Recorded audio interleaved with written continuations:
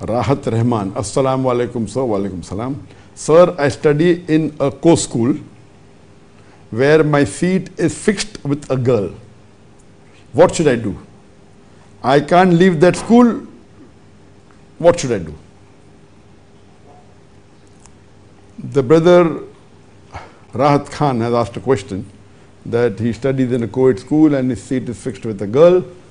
What should he do?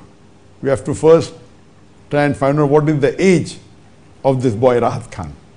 If he is young, very young, below the age of 12, then there is rukhsa that if he is in the pre-primary section or the primary section, then it may be permissible in a co-ed school, though it's not advisable. It may be makruh but permissible. If it's in the secondary school after standard 6 where the age is above 13, 14, 15, then it's not permitted.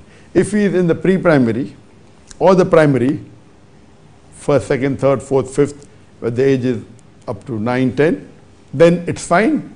It's permissible, though not encouraged. But it's always preferable that for a Muslim, a boy should study in a boys' school and a girl should study in a girls' school. In having co-ed in the pre-primary is permitted, to a certain extent, lower level of primary also fine.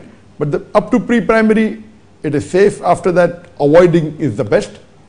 But in secondary, it's totally prohibited. So if you have gone into secondary school, if you are in the pre-primary or primary, there is no problem.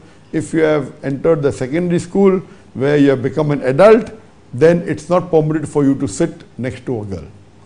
What you have to do is you have to change your school and see to it you join a school which is only for men.